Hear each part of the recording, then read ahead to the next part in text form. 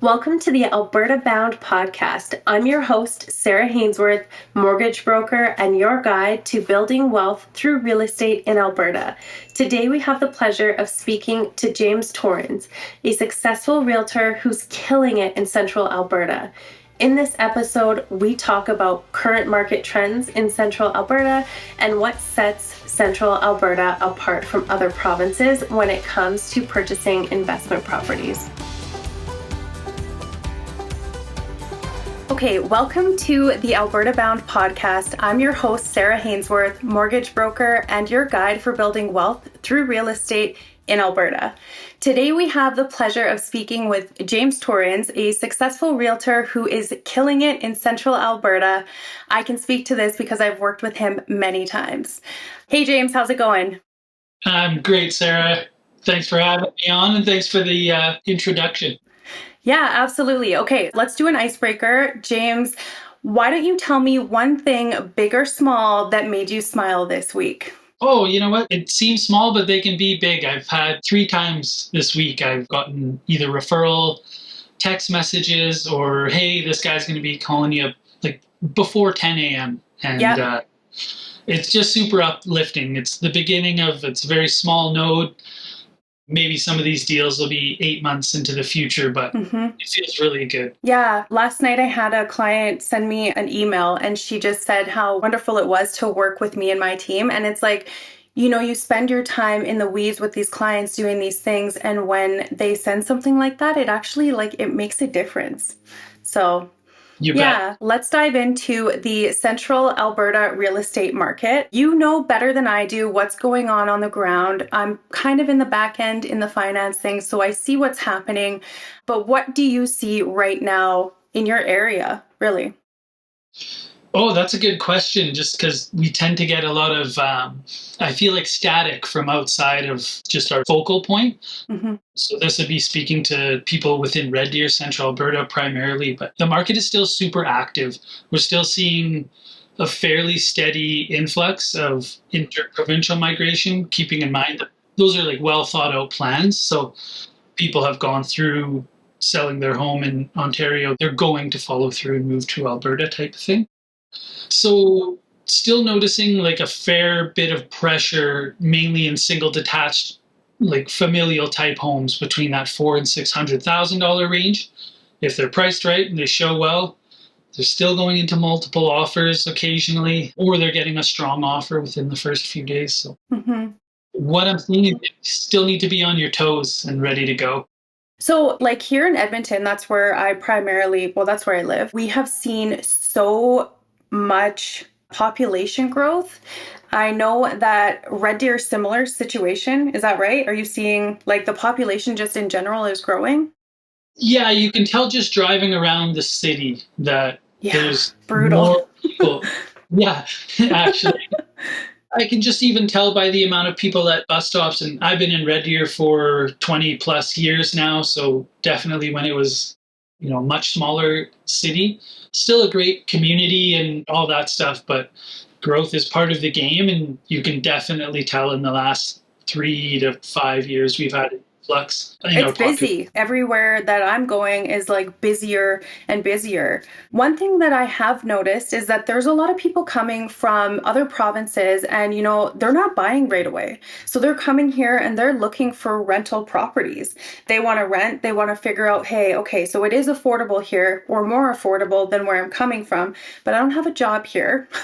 Like I might have some money in the bank, but I need to figure out my footing before I purchase a home. Do you know anything about what's going on in the rental side of things? The rental market, again, with like a scarcity of properties, and I would imagine just kind of tailing right off of what you had discussed, is people are coming with a plan in place. They plan to rent. So I have a couple clients right now that moved from out of province. Their lease is up in September.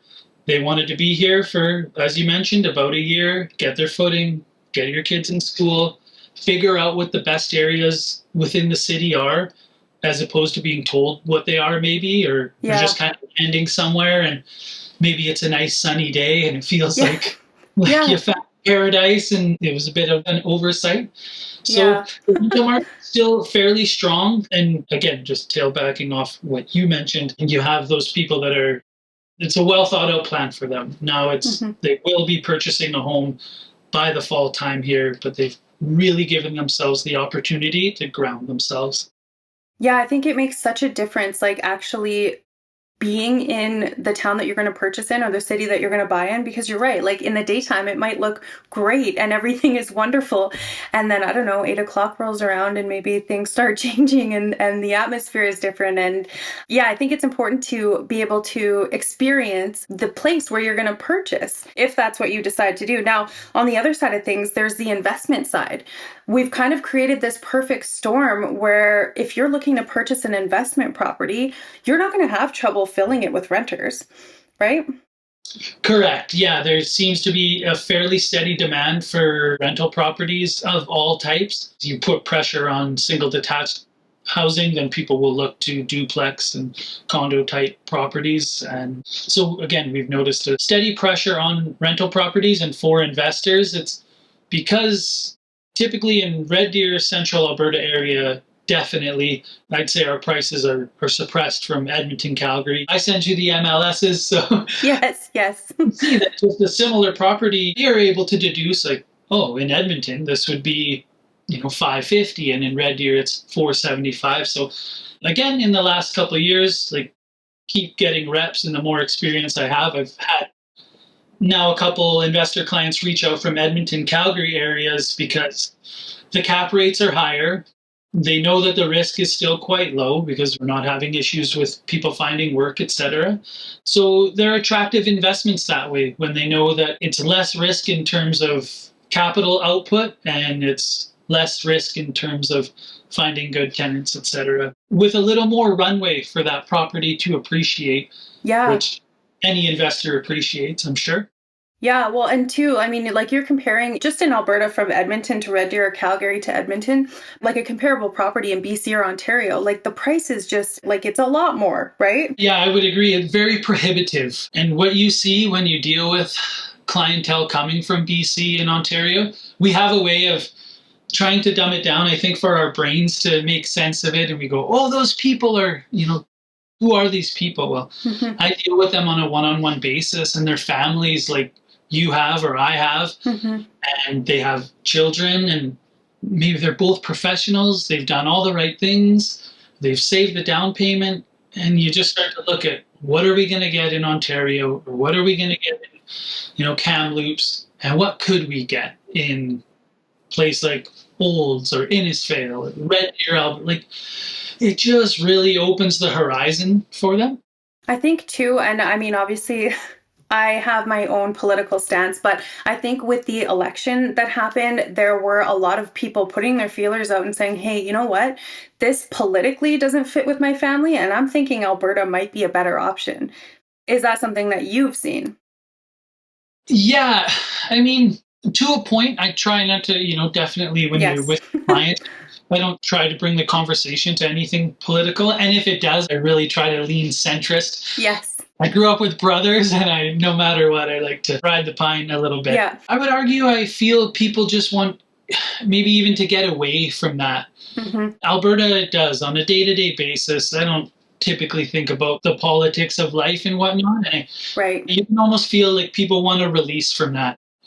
I'm not sure if it's just them feeling free in Alberta because there's so much space and what we talk about through population growth, just visiting the greater Toronto area is Yeah. overwhelming almost. So I would imagine Yeah. a little bit I feel these people wanting to take a breath and Yeah. enjoy what is Alberta. I view it as definitely a free do your own thing kind of place. And You wouldn't say it's redneck. Like that's just like out of our vocabulary, right?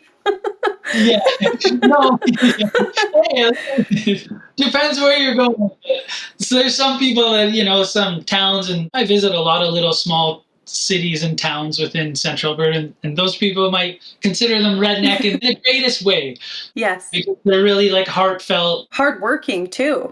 working people, right? It Hmm. takes a village to keep those places going, so it seems like they'll come together and make sure that, just areas of the town are upkept. And you can just tell. Drive around some towns in Central Alberta, all of Alberta for that matter, and people Yeah. take pride in the province. Yeah. Okay. So I guess we can go back to the investment side of things in Alberta. One thing that differs here than in other provinces is our rent control. So if somebody is looking to purchase an investment property here, we don't have to abide by the government limits that are set in other provinces. So we can kind of follow what the market is doing, which is super beneficial in my mind. You agree? Oh, I would agree 100%. Having number one experienced it, Mm-hmm. I have one door, just one rental property myself that I take care of. And I've lived through the ebb and flows. COVID times, I had tenants leave. I held the property vacant for a little bit. And then when I found tenants to put in place, Alberta hadn't really ran yet at that time. And so we just had a fair rental agreement. I was on a variable mortgage rate, or still am. Mm-hmm. We'll get into that later. As far as that goes, the reason I feel that that's beneficial is I look at a place like Ontario that does have rent controls, and what happens? The rents Mm-hmm. still steadily climb because whatever the rent control is, that's what's tacked on every time it can be, and it just creates more and more pressure. Again, myself as a landlord, I liked having the ability to keep in mind there's more pressure in the market. So yes, I can ask more for my rental. I feel that it's still always a fair price, but it's got to make sense for investors as well. Yeah. And I just feel like it gives you some flexibility, whether you have a good tenant and you want to work with them. Or you have a bad tenant and you want to raise the rent. That's right. And you want to Yeah. make it prohibitive for them to want to stay. Yeah. And not every landlord out there is BlackRock that owns 2,700 doors. Like I have Yeah. one door, a problem tenant in place. Like, yeah, you bet I want to be able to have the freedom Mm-hmm. to do what is necessary to make my property less attractive to that particular tenant. And I would argue everybody wants that little bit of freedom when it's your Yeah. investment. That's just Yeah. my little tiny piece of the monopoly board and I pay for it. I should have some say in how it's taken care of. And I believe rent controls really prohibit that. And what you Mm-hmm. start to see is they turn into kind of a bureaucratical nightmare. And Yeah. if you look at Toronto and Ontario area, it's just as soon as they input them, Mm-hmm. rents stay where they are. Nothing gets cheaper. No. Steadily rises. So Yeah. I see that's beneficial for investors. Everybody wants to control their destiny. Oh, yeah. So, okay, so we have friendlier policies, we don't have rent control, and we also don't have provincial sales tax. So, I don't know. I feel like whenever I talk about Alberta in that capacity, like it makes sense. And there has been the argument that our property values are just not there. And I mean, granted, getting into the market is a lot easier, but our property values are steadily climbing right now. And again, is that something that you're seeing on your side of things? You bet. Yeah, within the last, I think I made a post, would have been last week or so. So I did a little bit of research. And from 2023 to 2024, there was an average 19%, rise in property values, which that had sold within Red Deer. Mm-hmm. Sometimes I feel like we as Albertans, we get a little just myopic focus and we're only looking straight ahead. And we're not understanding that there's a populace outside of Alberta that can continue inflowing. I feel like it makes the average consumer not aware of how much runway our properties have, which is a good or bad thing. Like I have children that will need to buy into this market one day as well. So I respect and understand where buyers are coming from. We need to build enough, we do need to build enough properties to keep up with the demand. Yeah. And also represent sellers that have purchased their properties and have done well, and whether that's through maintaining them or renovating them or just simple compounding appreciation. My job is to help them. Yeah. Okay, so I have a couple questions I just want to ask you. So, can you share a memorable moment or turning point in your real estate journey that taught you something valuable, either about the market or about yourself? Oh, that's a good question. So, turning point for me was, really understanding that it's a dog eat dog world out there type It of thing. is. You eventually have to just take it by the collar and see where where you can move the needle. I had the realization. I spent a decade in the car industry, started with a brokerage, and I didn't interview a bunch of brokerages. I think in the beginning, I just knew I needed to gain enough experience and see where the road took me. So I was happy to jump on board with the first brokerage I talked to. But about a year through that, I realized that it was just time to go on my own. So my one thing would be, jumping out on my own, becoming a fully independent agent. Yes. Yeah. Jumping on with Real Broker, which allowed me just as a designated brokerage to fire up my own name under their wing and just chase it and really see that it is just the effort you put forth every day. And it's not a quick payout. No, it's not. But I think that you do a good job with clients, and they obviously, like, you're leaving a lasting impression because they're coming back and they're referring you to their friends. And even on my side of the transaction, like, it's a pleasure to work with you. So you're doing something right. And I think you're doing great. I do. I really appreciate that. And, you see the little stats. I'm not sure exactly what they are, but they talk about like a 90% turnover rate, the average agent in the first 3 to 5 years. So I'm at year 4. Yes. I got enough things on the go at all given times. I'm 90% sure I'll survive. You just got to swallow the pill sometimes and just keep on keeping on. Well, I think it's just showing up every day, right? Like, it's not easy. We don't have like jobs that are easy, but when we have clients that are good and they're thankful and we're really making a difference out there, I think it helps, right? Okay, so I have another question for you. So looking back, is there a piece of advice you wished you'd receive when you started in real estate? Yeah, I really wish I had myself either been provided the advice or had the foresight to interview with different brokerages and see what offer. Yeah. Just because where I started, it was a very one-size-fits-all approach. So they do a lead generation. They want it's like cold calling people. It's very to me, I found it to be unpersonable. Even though I generate leads myself and I cold call them, I would argue it's a warm call because at that time they've signed up on my website. I'm just putting a voice to the pictures or listing emails that they're going to receive. I literally almost walked away because I felt like, if this is what real estate is, like, thank you, I'm out. But then that experience going through it and just saying, okay, you tried this, do you want to go to one of these guys? It just taught me to trust my own process. And I really like informing my buyers and my sellers about the pros and cons of whatever situation they're in and letting them feel the power, I call it. But you do, because I feel like they're all responsible people. They've got to where they are based on the decisions they've made.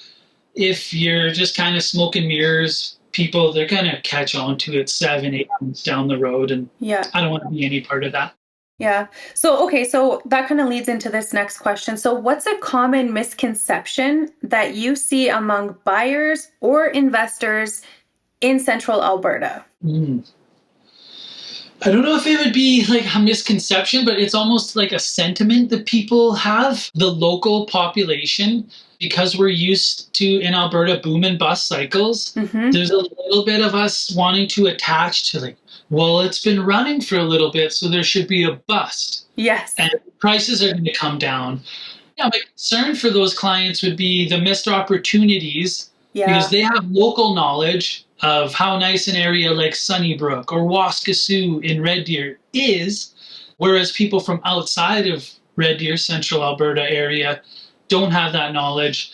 I still feel like, again, that's the myopic focus. It's narrow, and they think, well, we'll have a bust, and then I'll buy. Yes. Yeah. And I really feel like we're going to feel a sustained pressure from Inter-Provincial and real migration for quite a few years here. Even if we stemmed immigration, that's not to get political, but no, we don't get political here. It's like, I'm sorry, I have an opinion, but it's true. It's just something to acknowledge. So it's a misconception. I feel like they feel like, oh, well, when it busts and prices come down, then I'll secure this.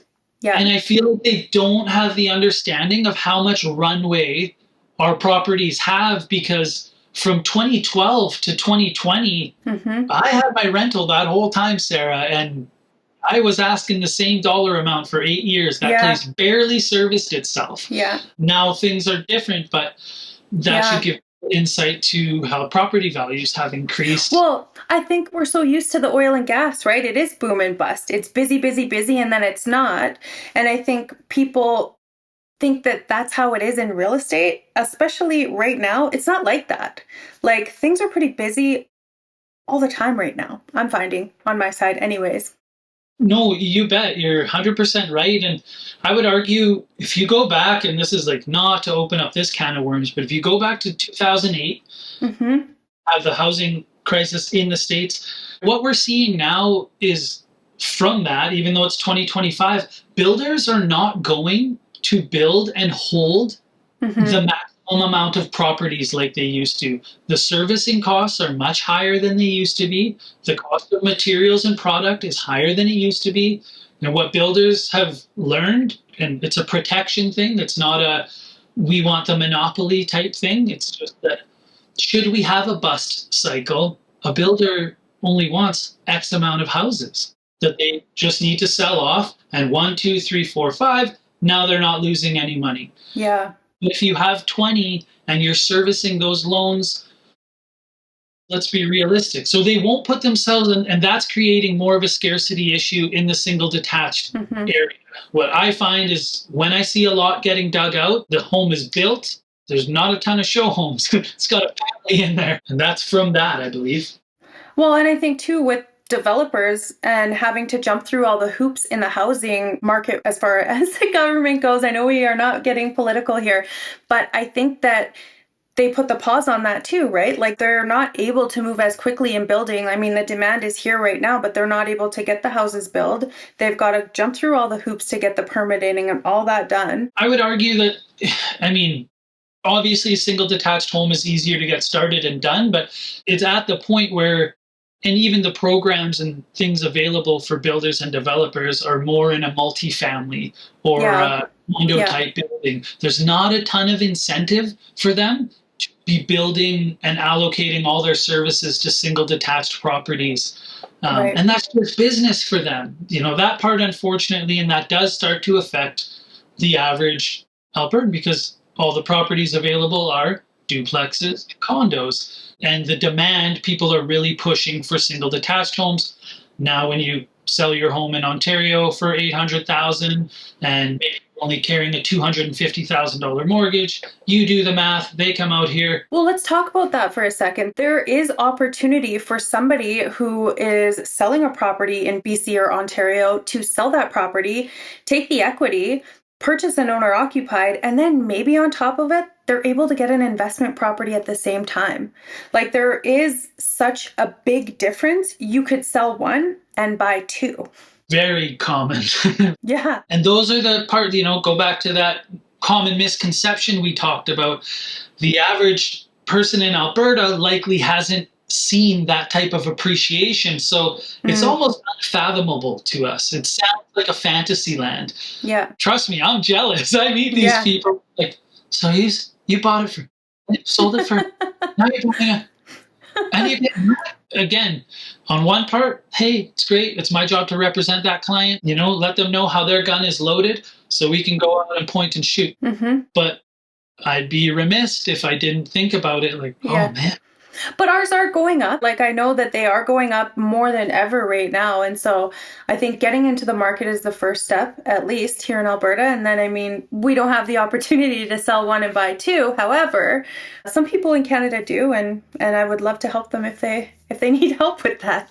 Oh yeah. The key in investment is to let it compound, right? So just through the passage of time, again, we talk about this population influx and it might not always be at record highs, but it surely but steadily does go up. And just as property values, you know, I can't tell you when it's going to be a boom or a bust cycle, but you know, property values, I think since the 1970s have gone up 1,800%. That's throughout North America.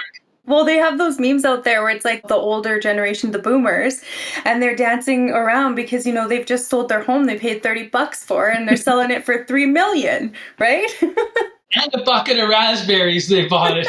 Yeah. Yeah. So yes, like there's still so much untapped opportunity within Alberta. Knowing what I know now, Hmm. 4 years ago, you're talking to a guy who spent a decade in the car industry, 5+ years in the finance office. So I had a pretty good understanding of credit, et cetera. And, loan to value, debt servicing of the average person. You pull enough credit, you really see. I remember thinking, because I'm the kind of person that would just sit. I just buy my house, I just sit.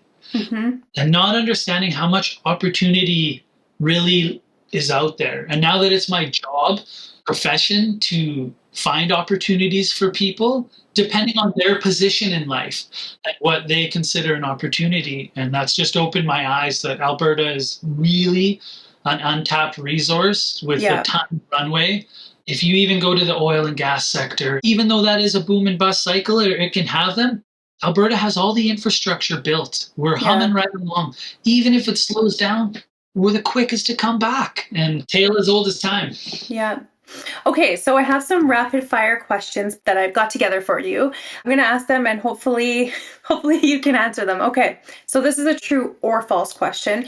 So Central Alberta has some of the lowest average home prices among major regions in the province. That I believe is true. It is. So cities like Red Deer and Lacombe offer more affordable prices compared to Calgary or Edmonton.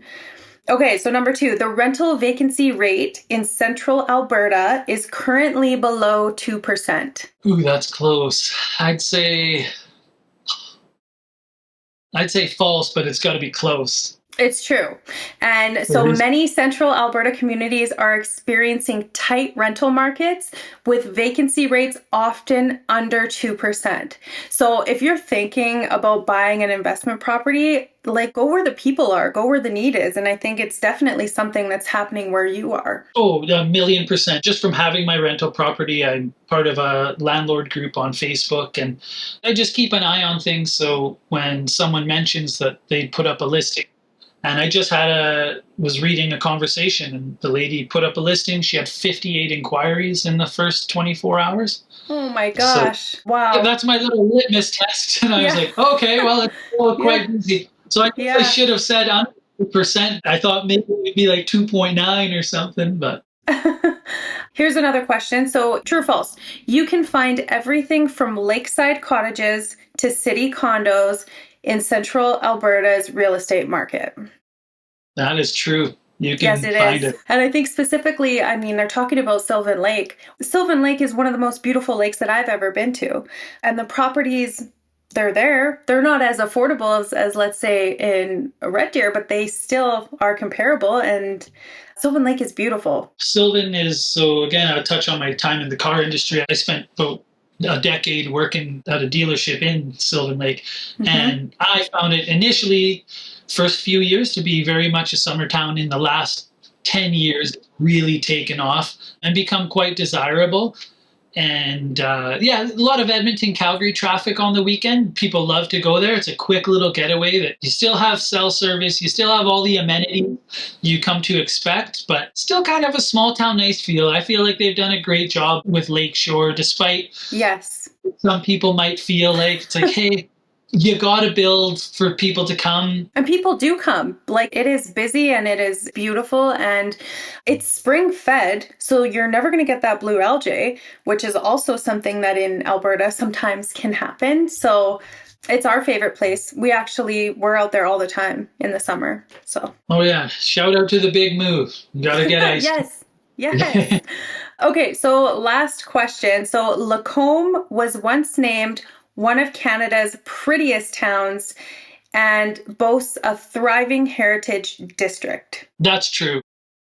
Yes, it is. It's got to be. Yeah, it's a local treasure and it is. It's beautiful. They definitely have some older buildings. I've been down there a couple times and it's very cute, I guess you could say, but it's like heartwarming. Like they definitely have history, which is nice. Oh yeah, Lacombe definitely has done a great job handling growth and maintaining that small town feel. Their main street is just beautiful. If you turn off Highway Yeah. 2 and head east through Lacombe and you just drove through, if you were a random stranger, I've never had a client that I've driven through there that doesn't mention or notice. Yeah. There's some Victorian style houses, the trees overhang the streets. It just gives you that Alan Parrish young Jumanji vibe. I love it. Yeah, no, it is. It's a beautiful place.